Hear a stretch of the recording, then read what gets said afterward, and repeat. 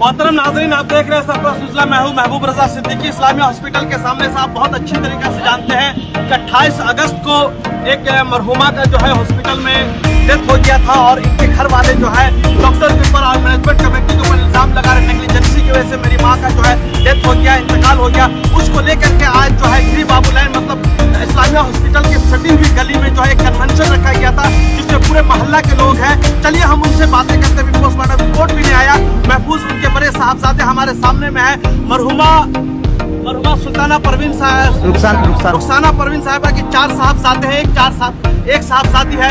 ऐसी सूरत हाल में किसी की भी शादी वगैरह नहीं हुई है, छोटे छोटे बच्चे हैं और इनके वालिद साहब की भी तबीयत ठीक नहीं है और इन्होंने इस कन्वेंशन के जरिए कंपनसेशन का भी समझिए कि डिमांड किया है और बोला है कि सही जांच होनी चाहिए ताकि आने वाले कोई भी माँ बहने, कोई भी बेटा जो है यतीम ना हो जाए, कोई बहन यतीम ना हो जाए, उसको लेके इलाज का प्रॉपर जो है इंतजाम होनी चाहिए। और उनके साथ डॉक्टर तरुण मंडल जी भी रहे। चलिए हम जो मरहुमा रुखसाना परवीन साहब के साहबजादे हैं महफूज, हम उनसे डायरेक्ट बातें करते हैं क्या चाहते हैं हुक्म ये इंतजामिया, इस्लामिया हॉस्पिटल के इंतजामिया डॉक्टर से।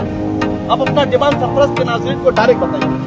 मैं हुकूमत से सिर्फ इतना ही चाहता हूँ कि मुझे इंसाफ मिले, सही से इंक्वायरी हो और जो मेरे माँ के साथ हुआ, मेडिकल के दौरान लापरवाही हुई, ऑपरेशन के दौरान लापरवाही हुई, उनके इलाज के दौरान जो लापरवाही हुई वो आइंदा आज के बाद किसी के भी साथ ना हो। क्योंकि आज जो मैं हाल से गुजर रहा हूँ तो अल्लाह ना करे कोई भी बेटा, कोई भी भाई, कोई भी बहन, कोई भी बाप अपने औलाद को खो दे, कोई बेटा अपनी माँ को खो दे। मैं ये हरगिज़ नहीं चाहता।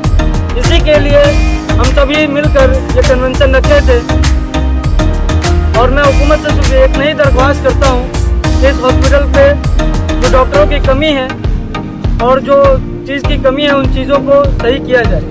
मतलब आपको यकीन है कि आपकी मदर के इलाज में, मम्मी के इलाज में जो है लापरवाही बरती गई थी? बिल्कुल लापरवाही बरती गई थी, क्योंकि रात के 10 बजे मेरी अम्मी का बहुत तबीयत खराब हो गया।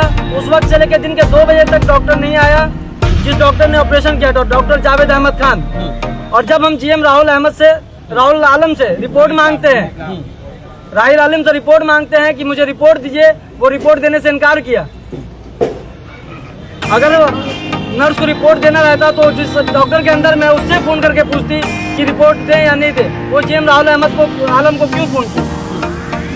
मतलब अल्ट्रासाउंड वगैरह का जो रिपोर्ट आया तो उसमें क्या मतलब आपने इससे पहले जो हमारे चैनल पे बताया था कि जो पित्ती काट दिया गया तो वो क्या है मामला?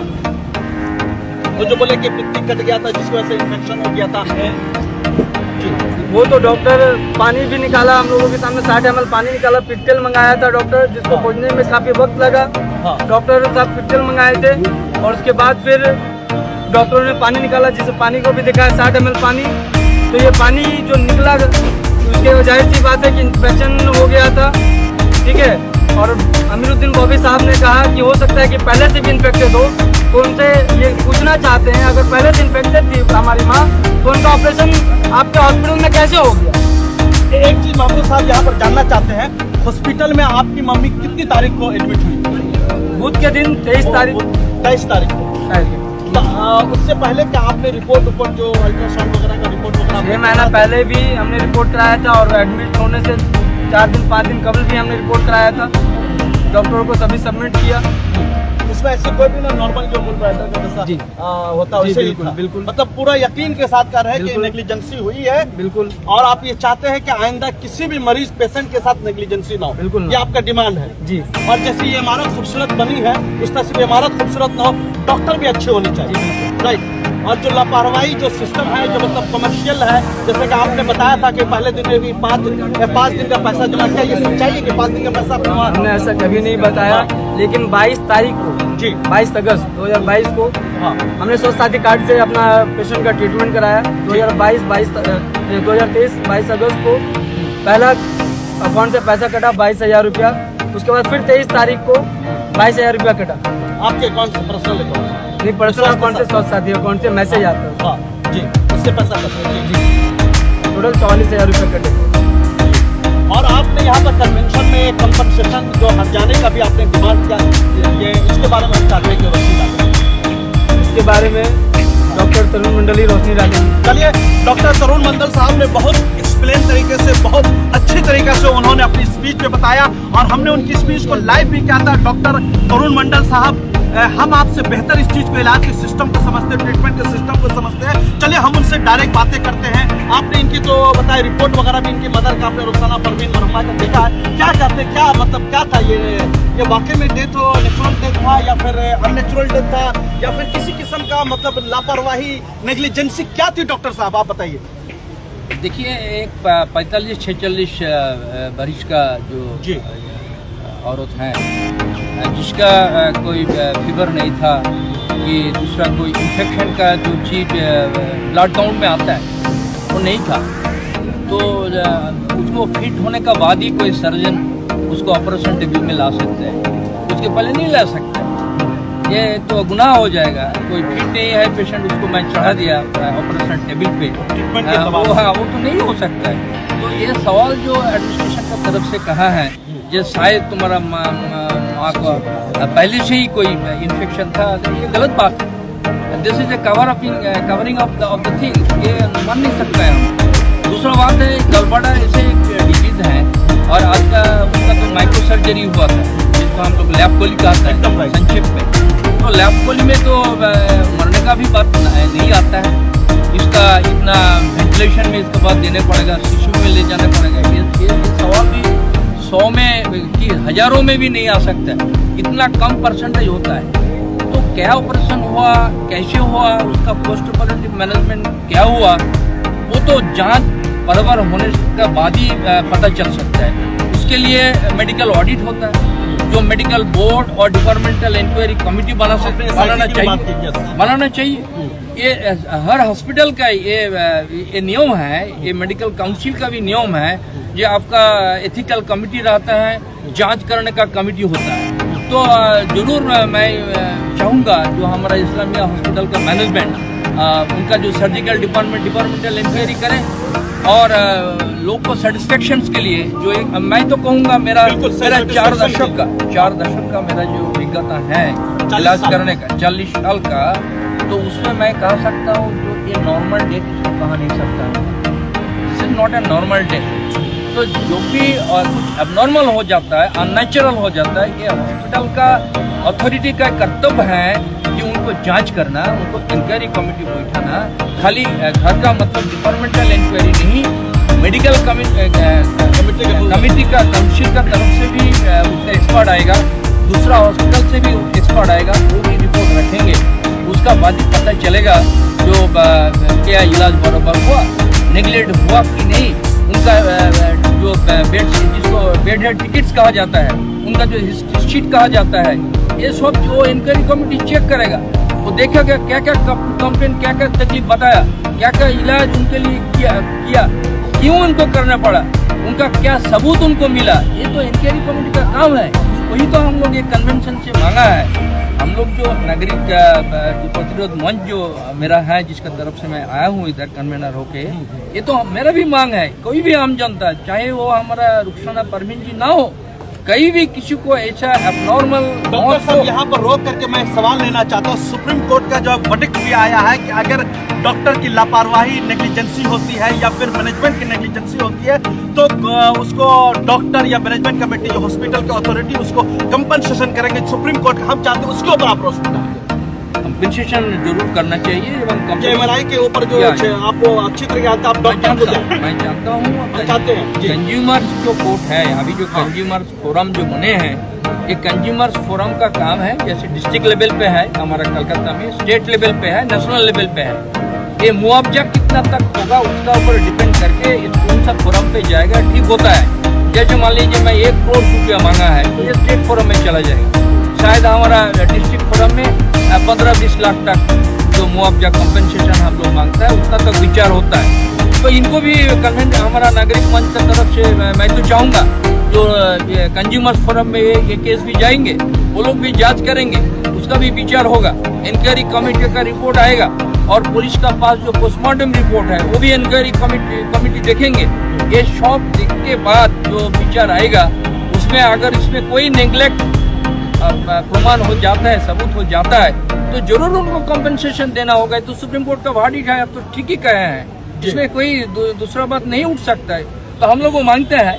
तीसरा बात मैं जो आपको मेरा बात में रखना चाहता हूँ, देखिए इस्लामिया हॉस्पिटल में जो मेडिकल कॉलेज कलकत्ता का स्टूडेंट्स थे 70 दशक और 80 दशक का समय पे एक जनरल आम जनता और low economic group middle class लोग का हॉस्पिटल था। हाँ, मैं आज जो सुन रहा हूँ मेरा बहुत दुख हो रहा है, कष्ट हो रहा है कि इधर कोई भी हमारा आम जनता की कोई साधारण परिवार इधर इलाज नहीं कर पाएंगे। ऐसा क्या हो सकता है? ऐसा कैसे हो सकता है? ये कमर्शियल बनाना नहीं चाहिए। कलकत्ता में बाईपास का चारों पास एयरपोर्ट से शुरू करके एकदम लास्ट तक कमल गाजी तक, हाँ इधर या गड़िया तक, इधर आपका अलीपुर कॉम्प्लेक्स में इतना सारे हमारा प्राइवेट है जिसका हमारा देश का नागरिक जनता उधर इलाज नहीं कर पाता है। आपको मैं कह सकता हूँ बांग्लादेश से कि नेपाल से कि बाहर से कम 50 से 60 दिन की मरीज उधर आता है, खाली रहता है बेड उनका। तो हमारा देश का लोग जाएगा कहाँ? तो जो ये वक्फ बोर्ड मैंने सुना और इनका मैनेजमेंट भी बहुत आम जनता का, विशेष रूप में मुसलमान आम जनता का मदद इनको मिलता है, तो उनका कर्तव्य होगा हमारा आम जनता जो साधारण मुसलमान परिवार है जो काम करता है उनको लिए राहत मिले, उनका इलाज मिले। अगर ये कमर्शियल बन जाएगा तो नाम बदल करके बेलव्यू बना दो, एपोलो बना दो, दिशान बना दो, इसको इस्लामिया क्यों कह रहे हो? मैं नहीं माने ये चाह सकता हूँ। और इसको बराबर चलाने के लिए जो ये कन्वेंशन से मांग उठी है आज, जो इसको इलाज ठीक से करो, डॉक्टर लेके आओ, केयर ठीक से दो, कहीं भी मरीज इधर आए उसका एक शांति मिले, उसका एक यकीन आ जाए जो हाँ मेरा माँ है, मेरा लड़का है, लड़की है, बहू है, इनका इलाज ठीक से इधर होगा। अगर मरे इधर फिर भी मैं शांति से मानूंगा कि डॉक्टर लोग हमको देखे हैं, कोशिश किया है बचाने के लिए, लेकिन जो छुपा रहा है, जो एक मरीज मर गया है उसको भी वो जानने के लिए देने नहीं रहा है उनको बच्चों को, तो इससे खराब क्या हो सकता है? ये इंक्वायरी करने का बाद अगर मिलेगा। मतलब उस पर इल्जाम आयद हो जाता है तो उसकी क्या सजा होगी? मेडिकल के सजा हमारा देश का जो कानून है उसपे है, मेडिकल काउंसिल का जो नेशनल मेडिकल कमीशन है उसमें लिखा गया है, सुप्रीम कोर्ट में भी है और हमारा कंज्यूमर्स फोरम में भी उनको साझा लिखा दिया है, तो वही रूप में होगा। डॉक्टर साहब का नाम और डेजिग्नेशन बताइए। मैं डॉक्टर नरेंद्र मंडल हूँ, मैं जो नागरिक प्रतिरोध मंच है उनका कन्वीनर। चलिए बहुत बहुत शुक्रिया डॉक्टर साहब। हमारे सामने में हसन साहब एक सवाल पूछेंगे। आपने बोला कि आप जो फूड पॉइजन हो गया था, आप भर्ती हो गए थे, मगर वाकई में आपके साथ ट्रीटमेंट नहीं हुआ क्या? हम चाहते हैं कि शॉर्ट में आप बताइए। बिल्कुल, बस एक 100 बात की एक बात मैं जानता हूँ, तवज्जो से जिम्मेदारी से इलाज किया जाए या कोई भी काम किया जाए तो उसका रिजल्ट अच्छा होता है, लेकिन अगर नेग्लिजेंसी हो जाए तो बुखार, हल्का से सर का दर्द भी हो जाए तो आदमी मौत के मुंह में चला जाएगा। अपना नाम डिजिग्नेशन बताइए। सैयद हसन, रेसिडेंसी मुस्लिम हाई स्कूल। मैं आप कब दाखिल हुए थे इस्लामिया हॉस्पिटल में जो फिर वापस चले गए थे? 10 मई 2022 और उसी रात में सुबह 5 बजे आया फूड पॉइजन हुआ था? जी फूड पॉइजन हुआ और था। दूसरे हॉस्पिटल कौन से हॉस्पिटल में शिफ्ट हो गए थे? नेताजी सुभाष में गया था जो फिर सैटी हॉल के कितने पास देर है। के बाद फिर वो मैं आपका तकरीबन यहाँ से 9:30 बजे गया था रात में, सुबह 5 बजे से लेकर रात 9:30 बजे थे? एम्बुलेंस के जरिए गया। वहाँ उन्होंने 1 बजे रात तक हमें संभाल लिया। चलिए डॉक्टर हसन साहब की ये बात थी हमारे सामने में। नहीं भाई, सैयद हसन साहब हमारे सामने, रिजवान साहब लोकल आदमी है यहाँ पर रहते, हम इनसे भी लेंगे बात। तो इन्होंने बहुत अच्छी बात अपनी तकरीर में कही, भाई इसको सियासी मुद्दा न बनाकर एक समाजी मुद्दा है और पेशेंट का मामला है, उसको जिशौरी के तौर पर लिया जाए। हम चाहते क्या करते हैं आप? मैं कुछ नहीं कहना चाहूँगा। जिस दिन ये मामला हुई थी उस दिन मैं यहीं पे था जी 28 तारीख को। जी 28 तारीख को 28 तारीख को नहीं, ये मामला शायद 28 तारीख को जी उस दिन मैं यहीं पे था। हमारे ये जो महफूज जो हैं, जो मरने वाले के बेटा है, वो उनकी चचा हमको फ़ोन किए कि भाई ऐसा ऐसा बात है, उनका तबीयत बहुत खराब है, उनकी मरने से पहले 27 तारीख। हम जो आप इम्पोर्टेंट बात की कि सियासत ना करें, नहीं, सियासत वाली बात ही नहीं। सियासत से हम लोग नफरत करते हैं। बिल्कुल सामाजिक कोई मामला हो तो समाज के साथ जुड़ करके उसका भले के लिए काम करना चाहिए। वो काम हम लोग करते भी हैं और करते भी रहेंगे। आप यहीं रहते हैं? जी यहीं रहते हैं। नाम हो गया? जी मोहम्मद रिजवानुल्लाह नाम है मेरा। रिजवान भाई बहुत बहुत शुक्रिया। यहाँ पर देखिए, यहाँ पर गिरे बाबू लैंड शायद कहलाता है ये इस्लामी हॉस्पिटल कि बगल गली है, सब चीज है, यहाँ पर नौजवान लोग भी है। एक ही चीज बात समझ में आती है कि इलाज का सिस्टम जो है, इलाज का जो तरीका है वो बेहतर होनी चाहिए। देखिए सरपरस्त को भी ना मैनेजमेंट कमेटी को घेरने का मकसद है, ना डॉक्टर को घेरने का मकसद है, मगर सच्चाई तो दिखलानी ही पड़ेगी, हक तो बोलना ही पड़ेगा। इसलिए अगर मैं सहाफी हूँ, अगर मैं जर्नलिस्ट हूँ, अगर मैं जनता के मसाइल का, अवाम के मसाइल को अगर आपके सामने में नहीं रखेंगे तो ये नेग्लिजेंसी है या इस किस्म की जो बात है ये कंटिन्यू होती रहेगी। ये वाहिद चैनल है, ये हिंदुस्तान की जो अच्छी चैनल है वो हमेशा जनता की बात को है ईमानदारी के साथ रखते हैं। आज फिर हमने आपके बारगाह में आप ईमानदारी के बात रखा। अगर वाकई में रुखसाना परवीन के डेथ में अगर इलाज में लापरवाही हुई है तो वाकई में इसकी तफ्तीश होनी चाहिए, बड़े पैमाने पे होनी चाहिए और इसका एक पैरामीटर तैयार होनी चाहिए कि आने वाले कल में अगर कोई भी पेशेंट या मरीज आता है तो यहाँ से शफायाब होके जाए, सेहतमंद होके जाए, कोई भी मुर्दा होके ना जाए। इसलिए कि जो लोग लेके आते हैं अपने करीबी लोग को मरीज बना करके या पेशेंट बना करके, उनकी एक ही ख्वाहिश होती है कि हमारे करीब वाले, हमारे लोग जो है इलाज के सिस्टम होकर के अच्छी तरीके से जाए। मैं हिंदुस्तान की तमाम अवाम से, जो लोग भी हमारे चैनल को देख रहे हैं, उन तमामी से गुजारिश करता हूँ कि देखिए जो न्यूज दिखला रहे हैं कहीं ना कहीं आपकी बेहतर का इलाज है। और इस्लामिया हॉस्पिटल में ये हमारे आबा और अजदाद ने, हमारे लोगों ने वक्फ करके ये प्रॉपर्टी दिया था और पूरे साल तक मुसलमानों का पैसा, ज़कात फितरे का पैसा, सदके का फितरा जाता है। तो इलाज में भी बेहतरी होनी चाहिए। चैनल बैठाइए, सिस्टम बैठाइए, आप एक समझिए कि एप्लीकेशन दीजिए, बड़े बड़े डॉक्टर को हायर कीजिए। इतने पैसे आते हैं तो पैसा जाता कहाँ है, तब इसकी भी होनी चाहिए। आप बड़े पैमाने पे जो लोग भर्ती होते हैं उनसे भी फीस लेते हैं, तो कोई भी अगर आप किसी को बोल देते हैं कि भाई कमेटी वाले फोन करते हैं कि भाई ये फला आदमी भर्ती, इनका थोड़ा सा देख लीजिए, गरीब आदमी है, तो डायरेक्ट वो लोग एक जुमला बोलते हैं, अरे महबूब साहब ये तो फितरे का पैसा, क्या फितरे के पैसे से इलाज करवाएंगे? तो मैं जो कहता हूँ फितरे का पैसा लिया जाता है ये बिल्कुल सही है, मगर आपको ये बोलने का हक नहीं है। गरीब आदमी सबने आपको बोला, ये उसको रूह को मजरू कर दे रहे हैं, फितरे के पैसे से इलाज कराएंगे, बेचारा मर जाता है, कहाँ जाएगा? पैसा नहीं है, 7,000 10,000 खाते हैं, 200-300 स्क्वायर फीट में पूरी फैमिली रहते हैं। तो ऐसी सूरत हाल में उनका वापस जो इलाज का सिस्टम है अपने बगल में है, इस्लामिया हॉस्पिटल में चले जाते हैं या मेडिकल में चले जाते हैं, जो सरकारी जितने हॉस्पिटल है। पैसे तो नहीं है कि बड़े बड़े अपोलो में चले जाए, वुडलैंड में जाए, कोठारी में चले जाए या गरियाहाट से लेकर गरिया तक बड़े बड़े आलिशान जो है समझिए 5 स्टार हॉस्पिटल, उसमें नहीं जाते। और ये बेचारे जाएंगे कहाँ? एक वाहिद उम्मीद बन जाती है, इसलिए कि थोड़ा सा लिखे पढ़े भी लोग नहीं होते। मेडिकल में जाने से बहुत सारे जबान का प्रॉब्लम हो जाता है, सही से बोल भी नहीं पाते, बंगला का ट्रीटमेंट नहीं, तो सब सारी चीज अपनी जगह ये बगल में समझिए। और वहाँ भी अगर जाने लगी तो कहीं ना कहीं सोचने की जरूरत है। मैं एक ही चीज बोल रहा हूँ, जितने हजरात हमारे चैनल के माध्यम से लाइव है, इस पेज को फॉलो कीजिए, शेयर कीजिए, लाइक कीजिए, इसलिए कि सच जो है, हकीकत है, पूरी ईमानदारी के साथ दिखाते हैं। थैंक यू वेरी मच हमारे साथ जुड़ने के लिए। कैमरामैन जी साहब के साथ शुक्रिया, बहुत बहुत मेहरबानी। Welcome to K-Mall, a premium project by Kaleen Group. K-Mall is in the heart of Kolkata's electronic, garment and lifestyle hub, Khidirpur. K-Mall, which is designed as a world-class mall, is the outcome of endless effort of our experts, combined with modern superb techniques and new age design.